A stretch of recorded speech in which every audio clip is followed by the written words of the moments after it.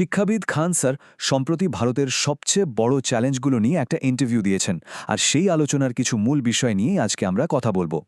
আর এই একটা কথাই কিন্তু পুরো আলোচনার কেন্দ্রবিন্দু। খান স্যার কি বলছেন? তিনি বলছেন ভারতে যে দারিদ্র্য সেটা এমনি এমনি আসেনি, এটাকে ইচ্ছে করে টিকিয়ে রাখা হয়েছে একটা রাজনৈতিক অস্ত্র হিসেবে। তো খান স্যারের এই পুরো ভাবনাটা বুঝতে হলে আমরা কয়েকটা ধাপে এগোব।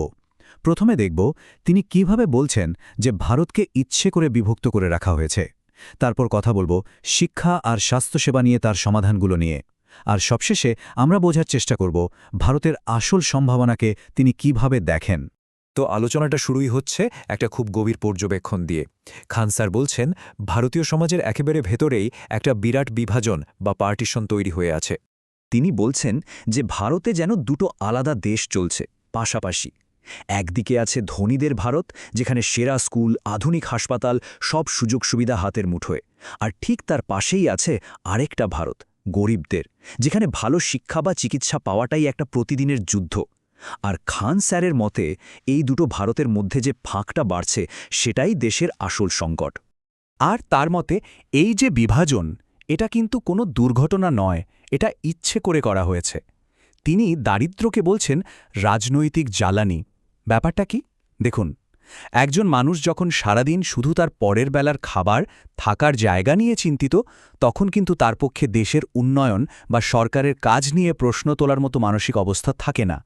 আর ঠিক তখনই জাত ধর্মের নামে তাদের মধ্যে বিভেদ তৈরি করা সহজ হয়ে যায়। ছোটখাটো প্রতিশ্রুতি দিয়ে ভোট নেওয়াটাও অনেক সোজা। তো এই যে এত বড় একটা সিস্টেমের সমস্যা, এর সমাধান কি? খান স্যারের মতে এর বিরুদ্ধে লড়ার সবচেয়ে বড় হাতিয়ার হল শিক্ষা। আর তার মিশন একটাই, সেরা শিক্ষাকে একেবারে সাধারণ মানুষের নাগালের মধ্যে নিয়ে আসা। আমরা সবাই জানি ভারতে ডাক্তার বা ইঞ্জিনিয়ার হওয়ার স্বপ্ন পূরণ করা কতটা কঠিন। আর এর পেছনে একটা বড় কারণ হল কোচিং সেন্টারের আকাশছোঁয়া ফি। এমন লক্ষ লক্ষ ছাত্রছাত্রী আছে যাদের মেধা আছে, কিন্তু শুধু টাকার অভাবে তাদের স্বপ্নটা শুরুতেই শেষ হয়ে যায়। খান স্যার ঠিক এই সমস্যাটার গোড়াতেই ঘা দিয়েছেন।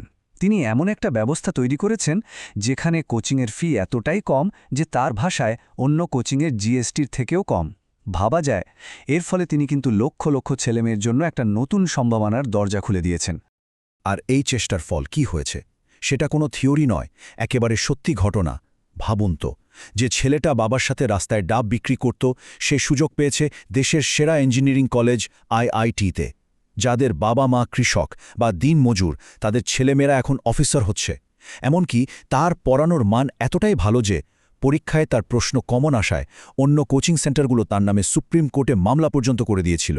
এই গল্পগুলোই তো বলে দেয় আসল সমস্যাটা প্রতিভার নয়, সুযোগের। শিক্ষার পর খান স্যার ঠিক একই রকম গুরুত্ব দিচ্ছেন আরেকটা মৌলিক দিকে, স্বাস্থ্যসেবা। তার যুক্তিটা খুব পরিষ্কার। চিকিৎসা ব্যবস্থা যদি শুধু মুনাফার জন্য চলে, তাহলে সেটা আসলে একটা অসুস্থ সমাজই তৈরি করে। আর এটা তার কাছে শুধু মুখের কথা নয়, এটা তার নিজের জীবনের অভিজ্ঞতা। তিনি নিজেই বলেছেন একটা জরুরি অপারেশনের জন্য তাকে শুধু টাকার অভাবে ৪-৪টে বছর অপেক্ষা করতে হয়েছিল। তিনি চান না এই একই অবস্থা আর কারো হোক। আর সেই ভাবনা থেকেই তিনি তৈরি করেছেন এমন হাসপাতাল যেখানে চিকিৎসার খরচ বাজারের থেকে অনেক অনেক কম। ভাবুন, যেখানে একটা এমআরআই করতে বাইরে প্রায় ৭,০০০ টাকা লাগে, সেখানে তার হাসপাতালে সেটা হয় মাত্র ১৮০০ টাকায়। একটা ইসিজি টেস্টের খরচ মাত্র ২৫ টাকা। এই কম খরচে চিকিৎসার প্রভাব যে কতটা সুদূর প্রসারী হতে পারে তার একটা দারুণ উদাহরণ আছে। একজন লোক নিছক মজা করার জন্য মাত্র ২৫ টাকা দিয়ে একটা ইসিজি টেস্ট করান, আর সেই টেস্টেই ধরা পড়ে যে তার হার্টে ৪-৪টে ব্লকেজ রয়েছে। মানে ওই ২৫ টাকার পরীক্ষাটা তাকে একটা নিশ্চিত হার্ট অ্যাটাক থেকে বাঁচিয়ে দিল।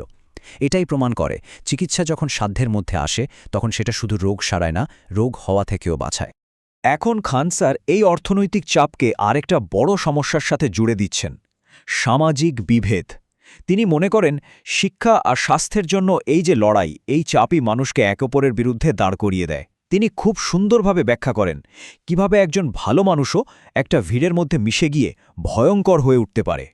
তার যুক্তিটা খুব সহজ কিন্তু মারাত্মক গভীর। তিনি বলছেন ভারতের যে কোনো মানুষকে যদি আপনি একা দেখেন, সে খুব ভালো, খুব যুক্তিবাদী। কিন্তু সেই একই মানুষ যখন একটা উত্তেজিত জনতার অংশ হয়ে যায়, তখন সে তার নিজের বুদ্ধি, বিবেক, মানবিকতা সব হারিয়ে ফেলে। তখন সে এমন কাজও করে বসে যা সে একা থাকলে হয়তো কোনোদিন করার কথা ভাবতেও পারত না। আর মানুষ কেন এমন জনতার অংশ হয়ে ওঠে? খান স্যারের মতে এর পেছনেও রয়েছে সেই একই কারণ, দারিদ্র্য আর ভালো শিক্ষার অভাব। যখন একজন মানুষের কাছে তার ভবিষ্যৎ নিয়ে কোনো আশাই থাকে না, তখন তাকে জাত বা ধর্মের নামে উস্কে দেওয়াটা খুব সহজ হয়ে যায়। তাহলে এই যে একটা দুষ্টচক্র, এখান থেকে বেরোনোর উপায়টা কি? খান স্যারের মতে উপায় একটাই, প্রত্যেক ভারতীয়কে তার বেঁচে থাকার মূল চিন্তাগুলো থেকে মুক্তি দিতে হবে। তবেই সে নিজের আর দেশের উন্নতির কথা ভাবতে পারবে। এই ব্যাপারটা বোঝানোর জন্য তিনি একটা দারুণ উদাহরণ দেন। একজন সৈনিকের কথা ভাবুন, যিনি সীমান্তে দেশের জন্য জীবন বাজি রেখে লড়ছেন। তিনি এতটা নির্ভয় থাকেন কি করে? কারণ তিনি জানেন তার কিছু হয়ে গেলেও তার সন্তানের পড়াশোনা বা পরিবারের চিকিৎসার কোনো চিন্তা নেই। সরকার সেটার দায়িত্ব নিয়েছে। ঠিক সেভাবেই খান স্যার সাধারণ ভারতীয়দের পায়ে বাঁধা 4টি শিকলের কথা বলছেন। 1. চিকিৎসার বিপুল খরচের ভয়। 2. ছেলেমেয়ের পড়াশোনার বিরাট বোঝা। 3. বিয়ের সময় যৌতুকের মতো প্রথার চাপ। আর 4 নম্বর অবশ্যই প্রতিদিনের বেঁচে থাকার লড়াই। তিনি বলছেন এই 4টে চিন্তা মানুষকে এমনভাবে বেঁধে রাখে যে তারা এর বাইরে আর কিছুই ভাবতে পারে না। আর তার বিশ্বাসটা খুব স্পষ্ট, যদি কোনোভাবে দেশের মানুষকে এই 4টে শিকল থেকে মুক্ত করে দেওয়া যায়, তাহলে ভারতকে একটা সুপার পাওয়ার হতে কেউ আটকাতে পারবে না। আর তার মতে এর জন্য যুগ যুগ অপেক্ষা করতে হবে না, মাত্র 10 বছরই যথেষ্ট। আর সব শেষে তিনি আমাদের সবার জন্য একটা খুব বড় প্রশ্ন রেখে যান। ভাবুন তো একবার, যদি এই দেশের 140 কোটি মানুষের মাথা থেকে তাদের প্রতিদিনের মৌলিক চাহিদার চিন্তাগুলো সরিয়ে দেওয়া যায়, তাহলে এই সম্মিলিত মেধা আর শক্তি দিয়ে ঠিক কী অর্জন করা সম্ভব? সম্ভাবনাটা কিন্তু অকল্পনীয়।